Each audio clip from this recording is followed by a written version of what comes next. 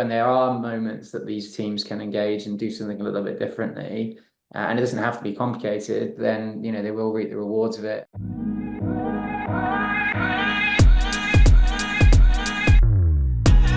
Welcome to the Beautiful Game Plan podcast, produced by Focus Shift Films and sponsored by Welsh sports fans. I'm your host, Daniel J. Harris. I'm a filmmaker and entrepreneur working across sport, and I'm a huge fan of sports content. This podcast is my chance to meet amazing people who are doing amazing things in the sports content space and to share their stories with you in the hope that it inspires ideas.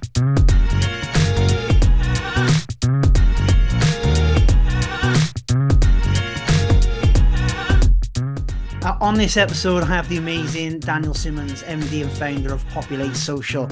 Daniel, welcome to the Beautiful Game Plan podcast. Firstly, can you tell us a little bit about your relationship with sport? Are you a sports fan? What sort of sports do you like? In a previous life, I'll consider myself a semi-sports player, but it's definitely dwindling the later on in life I get. But massive sports fan, big Coventry City fan, massive win for us at the weekend against Wolves, which is good timing to be on a podcast, actually. There's not many positive moments over the last 10 years. Well, amazing, yeah. And now kind of semi-final at Wembley with Man United, who knocked Newport County out not so long ago. So that's a big occasion for Coventry fans. Yeah, for sure, mate. We've been to Wembley a few times in the last couple of years, which is nice. We've had some good days and a bad day last year against Luton. So we'll see how we get on. I went to that Newport United game, and I think if Man United play like that, then we've got a good chance of beating them. But we'll see how we get on. Yeah, I think like in the bar, the Riverside Sports Bar that I run, which is just opposite the ground here in Newport. Yeah, there was a little bit of a defeatism when United kind of scored, and then County came back into it, and I think the crowd thought that County were going to go on to win that one, and then Man United nicked it at the end. So they're definitely beatable. Yeah, fingers crossed, mate. We'll see. We'll see how we get on.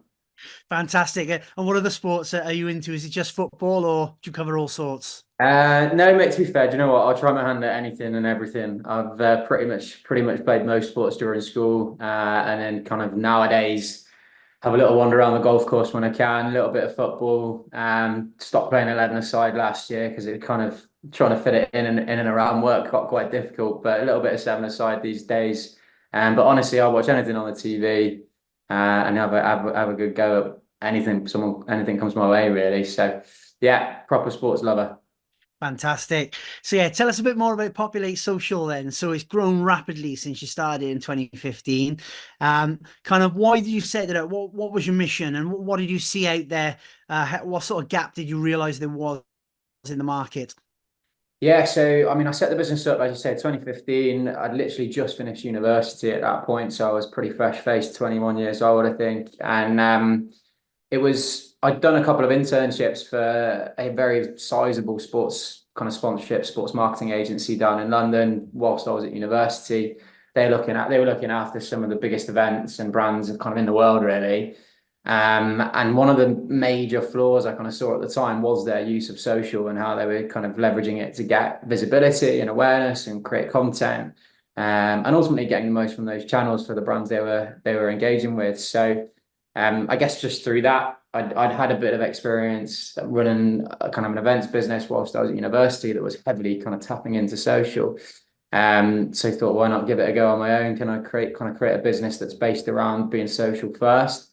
At the time, there was way less of those types of businesses around. Like social media was also a very different place back then. So I guess the barrier to entry was quite low. It was a nice, easy one to get into. I'd had some good connections from around. I'd been in Cardiff for 4 years by that point. So it was, there were some local people that were kind of willing to take a punt on me, and kind of got myself out there and build it up, as you say, over the last sort of 9 years as to kind of where we are today.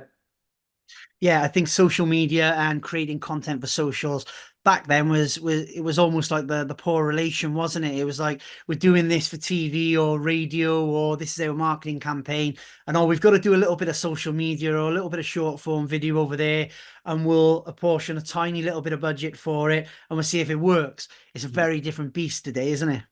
Yeah, for sure. And I think some sports still are, going through that transition period. You look at what the NFL do, and the quality of content that comes out of that for social versus perhaps maybe like rugby or cricket, in, in particular, maybe there are at the county level as well. Like it's not anywhere near the same echelons as what you're getting at, the proper high end elite where there's a bit more money involved. So, but actually, people are trying to transition and shift, and I think access to equipment and cameras and phones have become way better over the last sort of 5 years. So, it is only kind of getting better and more affordable for teams and NGOs and that sort of thing to invest in it, and really take kind of a social first approach to what they're doing. Yeah, and that's it. Like you said, the technology is readily available. Everyone's got a mobile phone, everyone's got access to social media. It doesn't take a massive amount of money in order to create content. It takes a little bit of ingenuity. Like what can we do? How can we do it? What can we do that cuts through on social media? But the advantage that sports have is that they've already got an audience there. They've got access to personalities in terms of the players and the managers and stuff that they've got at the club. So they've got all the tools they need in order to create that content and reach the audience. And I think it needs someone to explain it to them sometimes, or just to kind of unlock that door of possibilities for them, and then the world's their oyster, so to speak. Yeah, definitely. I mean, I think as well, it's about their distribution of the content, right? And understanding what content they're making for what platforms and, how they can really stand out, I guess, again, amongst all the noise that is there. As you say, there is a very motivated audience when it comes to sports teams in particular. So they're a captive audience that can be engaged. I think it's about kind of understanding what they're after and giving it to them at the right times, tapping into the psyche, the culture of those clubs or whatever it might be.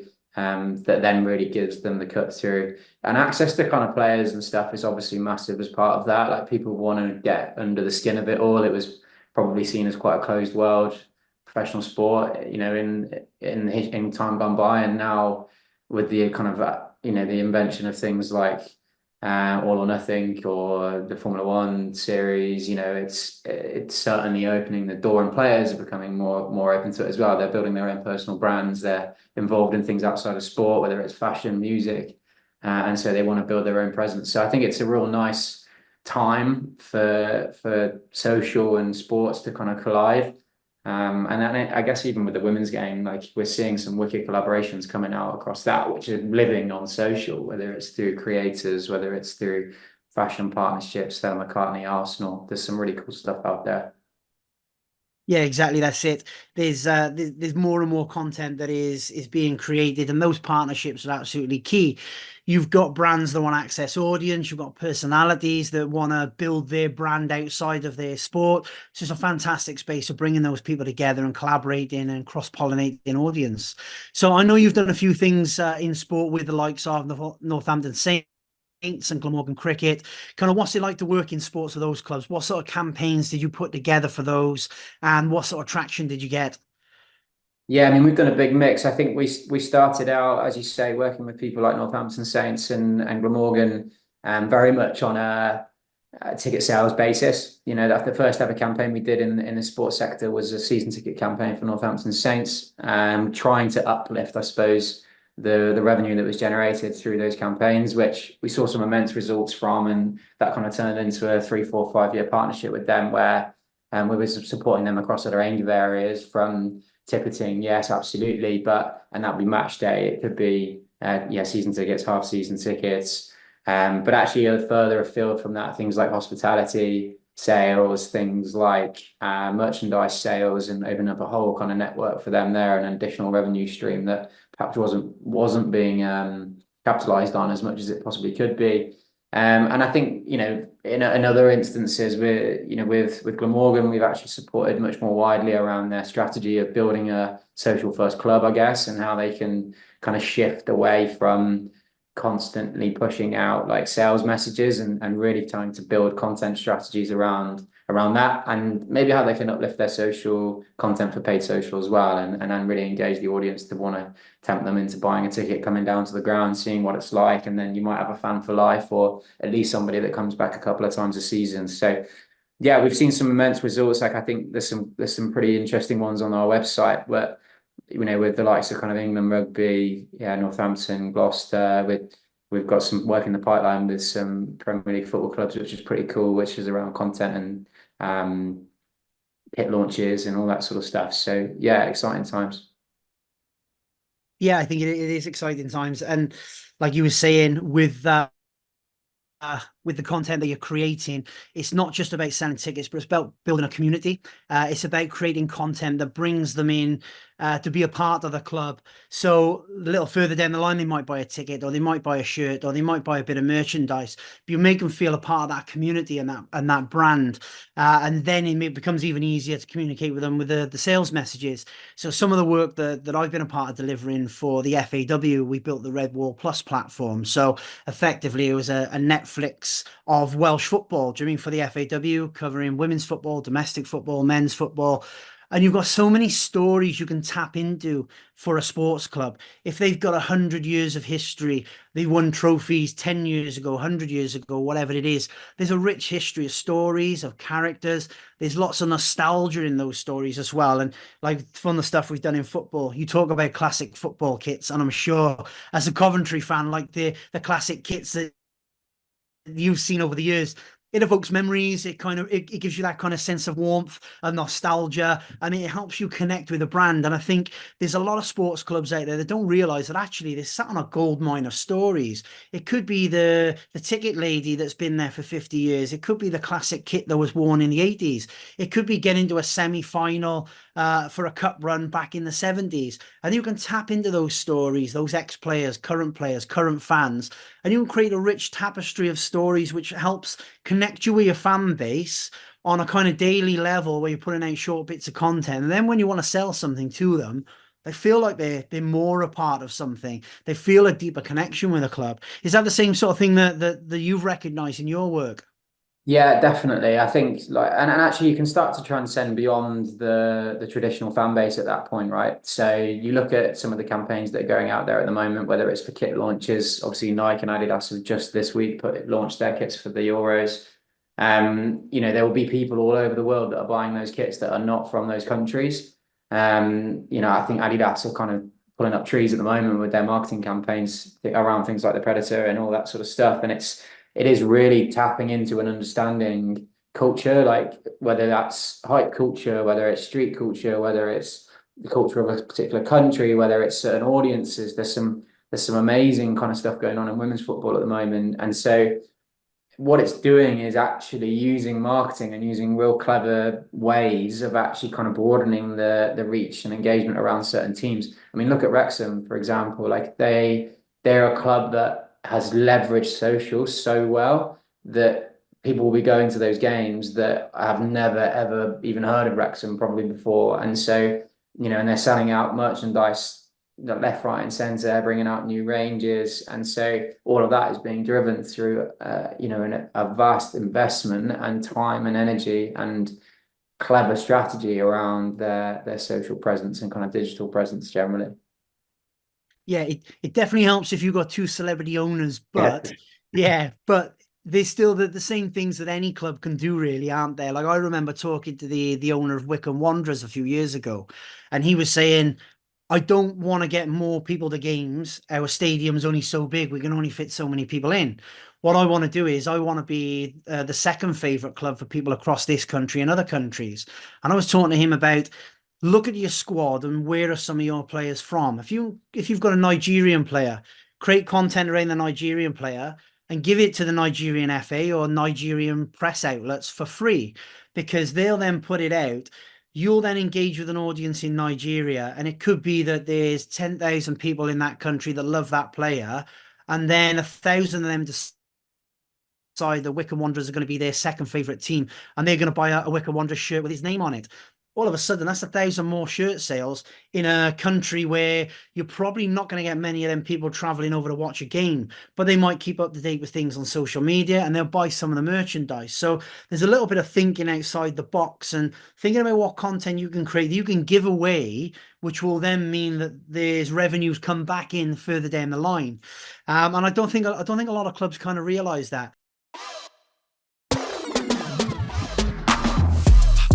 Riverside Sports Bar with Welsh sports fans is Newport's premier sports bar and has been voted best sports bar at the Welsh Hospitality Awards.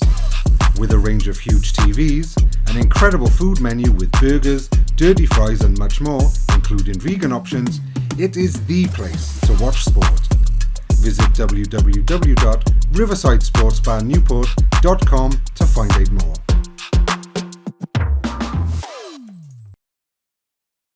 Football's kind of the big one where they're creating so much content all the time now. Players are building their personality. What have you found in rugby and cricket? Because obviously the audience for rugby is slightly smaller, but for cricket it's even smaller again. Are there different challenges in those sports to something like football? And how do you go about tackling some of those? Yeah, I mean, with cricket in particular, it's obviously a very seasonal game here in the UK. It's not the best weather during the winter months, and the players are, often not around actually, or, away playing abroad and that sort of stuff. So, there is a short window. That short window is kind of even worse because the players are playing very, very often, and particularly if they're playing 4-day games, then they've got T20 blast, then they've got the one-day cup stuff, 100. Like it's pretty intense period for them. So.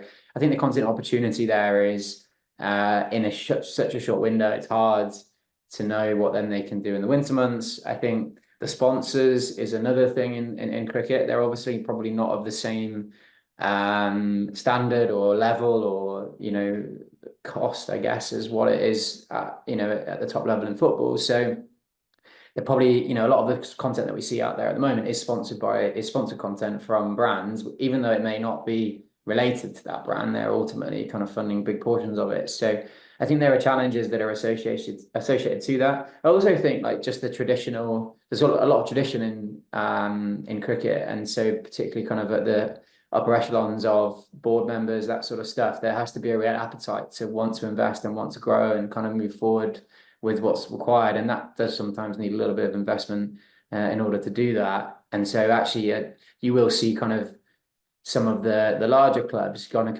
certainly more down that vein, and Surrey and places like that are certainly doing a really good job of it. But actually you've got kind of challenger clubs like Glamorgan who are really seeing a benefit from kind of thinking a little bit differently. I mean, we did a campaign last year for them, which was around April Fool's Day, where we essentially launched we came up with a design for a bucket hat and a playing shirt, which the kind of whole ethos behind it was they wanted to try and engage. You mentioned the kind of red wall or whatever, the Welsh football kind of whole mantra, I suppose. Like they wanted to engage those types of people, the people that were already engaged in Welsh sport that maybe were not coming to cricket matches in the summer, particularly when there's no rugby or football on. It feels like a natural fit. So yeah, we tapped into kind of the bucket hat trend, I suppose, which has obviously had a long association with Wales football. Designed a bespoke one for Glamorgan, which also sat alongside a shirt. Released it on April Fool's Day. It actually looked pretty banging, to be fair. It looked pretty cool, which then all the players jumped on it and were buzzing with it. It got shared far and wide across loads of different industries globally. People saying it's the best cricket shirt they've ever seen. They've got to make this. It'd be fools if they don't make it. Rada. Which went mental. I had more engagement and more visibility than the actual kit launch, which was pretty nuts, really. So they ended up bringing out the bucket hats, which sold out within 30 minutes at the stadium. And so who knows what they're going to do this year with all of that. But I think like what it kind of showcases, I suppose, is when there are moments that these teams can engage and do something a little bit differently, and it doesn't have to be complicated, then they will reap the rewards of it. And it's brilliant going down there now and seeing people wearing those bucket hats and kind of truly engaging with the club. Yeah, and I think there's tapping into what is the zeitgeist at that moment, isn't it? You mean kind of Glamorgan cricket, play at Sophia Gardens, it's right in the centre of Cardiff. Obviously, Wales football team play in Cardiff City Stadium just down the road. There's a lot of football fans in the area, and if they're into bucket hats and stuff like that, you can tap into that audience, but give them a cricket version.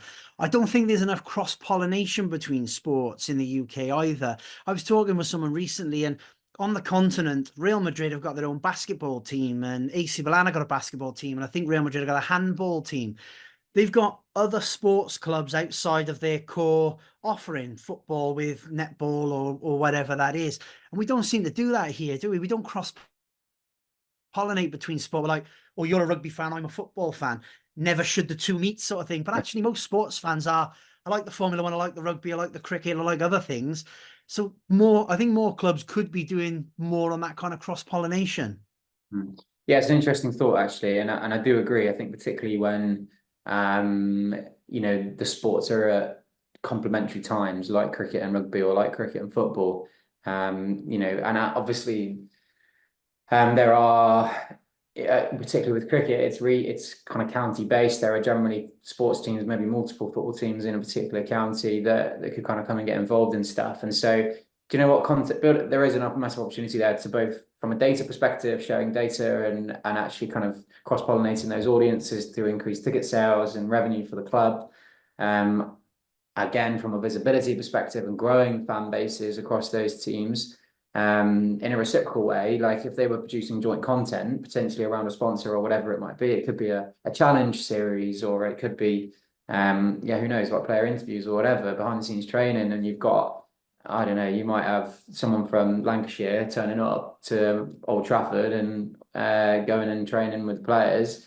And that'll be quite a cool piece of content that people would watch on both sides. And vice versa, maybe. Like there's some decent opportunity there, I think. And as you say, it's a super motivated audience that generally will probably be interested in it in some way, shape, or form.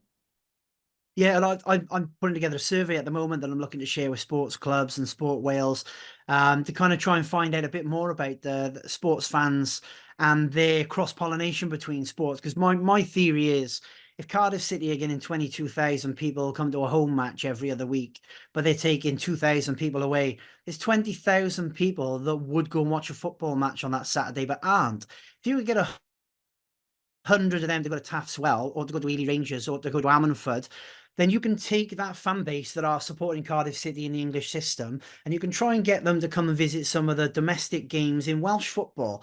That then increases the revenue at those smaller clubs, allows them to put more money into infrastructure or players.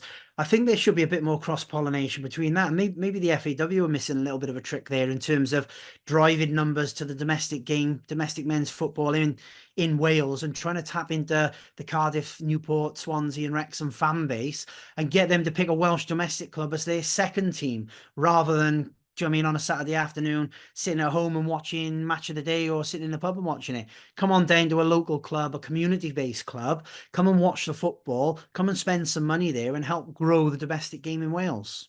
Yeah, for sure. I think it's a nice little concept, in fairness. I mean, the political nature of bringing that to life probably makes it difficult, in fairness. But I think you do get, there are pockets of this sort of thing that does happen. Like, I mean, Dulwich Hamlet down in London is a super popular non-league club that gets a huge number of fans down there on a Saturday afternoon. I think primarily because you can drink and sit in your seat or stand next to the pitch. But there's, there are these little pockets of teams. It'd be interesting to look at what they're doing to engage those people, or what they're doing to build up, that engagement with them. I mean, there are then again, like, these kind of more modern social media football team type things that are probably really having a massive say in what's going to happen in the future of the game, or any sport really. So, whether it's the Sidemen match that happens at Wembley that was a sellout and you couldn't get a ticket for, or you've got things like #United or whatever. Like, these teams are getting immense amount of visibility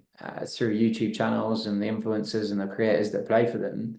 I think, number one, it's helping support the growth of the game. Number two, yeah, it's a massive revenue generator for those clubs, and they're building infrastructures off the back of that and getting more young people into the sport and building youth setups and all that sort of thing.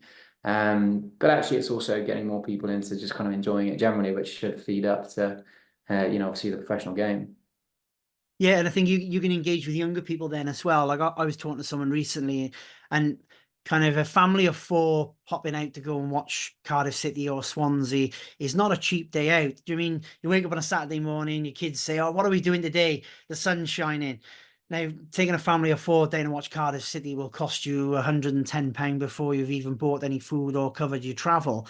Whereas if you can go and watch someone like Taffswell United, do you mean just up the road there, just north of Cardiff, and it's a couple of pounds per person to go along, then it becomes a more family-friendly, cheaper day out, which gets young people into sport then, and then hopefully they go on to support other clubs and to have a life support in supporting different clubs. So yeah, I think there's opportunities out there all around. And I think that brings me quite nicely on to my next question, is if you were going to give some advice away to football clubs, sports clubs of any shape or size, what would be a couple of key things you would say to them about their content creation and their fan engagement to help increase their visibility? Yeah, I think it would be to engage with your fan base, get them involved and engaged in that. So, really simple stuff would be doing some kind of group ideation sessions, maybe with core fan like fans that are actually super engaged in the club already. What is it they want to see? What is it that you're not doing at the moment that you think would make a big difference? There's some brilliant like platforms that people can follow on, or pages people can follow on things like LinkedIn, and start following some of these best in class people that are doing a great job, and start trying to kind of aspire to be like them. I equally think that investing in kind of local creators is a really simple way of improving that. So there is a huge creator economy out there that are probably fans of some of these clubs already. Arsenal did a brilliant thing over the last couple of years. A guy called James Fremantle, who's the head of social there. He's built up a massive network of Arsenal fans that are creators, and they are or creatives, I suppose, and they are producing content on a weekly basis at the fixtures, both home and away, which is supplementing what's being done at a central level from the club. And that's brilliant, right? People would do that for tickets. They do it for just be involved, to just be working with the club. And so all of a sudden you're starting to get real buy-in at a proper fan base level, which is really, really cool. It's a fickle world, sports and fan bases, obviously. So, as I said at the beginning, like as a Coventry City fan, back 10, not even 10 years ago now, we were back, down in the doldrums, League Two, really struggling. Owners were hated. And you look in the fan forums and you look at the comments on posts, and it's super, super negative. Obviously, with a little bit of positivity breeds more positivity. So I do understand for a lot of people, it is bred off the fact of how well the team is doing. That is something that people have always got to kind of keep in mind. But I do think that there are things that teams can do to kind of ultimately help the situation, and start to engage in a different kind of way, and who knows kind of where that might lead them. Yeah, and I think that's it, isn't it? If you can engage with your fan base outside of football, so it's about the people at the club, the underdog heroes, it's about that community sense, then if the football's good, that's a bonus. Because it's difficult to make good content around bad football and bad results. But if you build some of that content around the community or the people within the club or the personalities, then winning on the pitch is a nice bonus, rather than sitting there sometimes thinking, oh, we just got hammered 4-0. We got to put some content out tonight. What the bloody hell are we going to do? That's not a great place to be as a content creator, is it? No, do you know what? I think a lot of clubs are starting to have more of a voice, right? They understand their tone. Then you're also getting investment into individuals that are starting to maybe become more faces of content. So yeah, that again, like maybe making somebody known. And I think that's people buy into people. And so there might be then like another level of engagement. It's about buying patience a lot of the time, and I think that can come through, like you say, connection with the players, feeling like they know them, even if they don't, and kind of helping them be more supportive in the moments when they need it the most. And that it can be the only way that can be driven, and the only way that can be accessed is through showing people. And so, there is a huge opportunity there. I also think there is big scope here for clubs to kind of engage better with their partners and the sponsors, and kind of make the most of those partnerships. So think wisely about who they're partnering with. What is it that the fan base can maybe get from them? What is it that the content kind of be based around? How can they show up best in those moments and provide experiences for fans that actually has a more positive impact on the club, because they've got happier sponsors, because they're also getting more out of the opportunities there, and the fans are happier because actually they're getting something out of it too. So that's a huge revenue generator, sponsorship, for teams anyway. So I think leveraging high quality sports sponsorship marketing is another kind of key thing that would be super beneficial to people. Yeah, I think sponsorship in sport has changed, hasn't it? It's no longer you give us X amount of money and we stick your logo on a shirt or on a seat or on a program. There's got to be more of a partnership there. There's got to be what content we can create that benefits you, that works for us, that we can do something different, we can be more visible. It's thinking a bit differently about that, isn't it? Rather than just, right, you're a local business person, you write us a check for X amount and then we slap your logo on something and then we'll see you in 12 months to renegotiate. There's got to be an ongoing collaboration between them, having it for both parties to benefit from it. Yeah, absolutely. I mean, like there's some nice examples of this. So M&S obviously sponsor England football. They sponsor all of the home nations actually, don't they? And of the Lions Den is the kind of live stream thing that the England Football Association have been doing, the FA, and they they sponsor that. They've done some nice challenges around it where it's just like make a smoothie or whatever it was with the players, and it's like nice, fun, engaging content. M&S are kind of subtly in there with their ingredients and all that sort of stuff, and so the visibility on that then becomes tenfold versus if they just kind of put a post up, a nice little square on their Instagram that says official partner of the FA. Like it's never going to have the same level of attraction. So yeah, I think people are certainly wising up to that fact, and it's about the level at which people can invest in it, I suppose. Yeah, and I think with the M&S stuff, there's also a little bit of a social challenge in there as well, isn't there? Trying to get young people to eat healthier, to eat fresh fruit and fresh vegetables and stuff like that. So it works on a number of levels, doesn't it? This is a social challenge. This is a good bit of content. This is a bit of fun. This is our brand and visibility. And it works for both partners then on a multitude of levels, and has a lot more gravitas than just, okay, stick our logo on something and we'll see how it goes. Yeah, 100%, definitely. Fantastic. Well, thank you very much for talking to me today, Dan. I think that's been a great chat, and there's been some really interesting things we talked about. So just before we go, where can people find out more about Populate Social? Yeah, I think if you just tap into www.populate.social, there's all the kind of information on there, case studies, a bit about what we do, that sort of stuff. We've got a sub brand called Populate Sport, which is kind of all the sports focused work that we do. So check that out too. But yeah, or drop me a message, LinkedIn, whatever it might be, just search me, and would love to chat to anyone.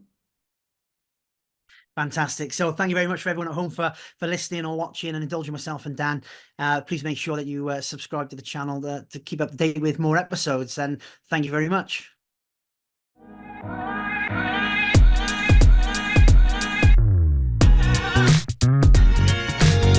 Don't forget to like and share this episode and subscribe to the channel for more content.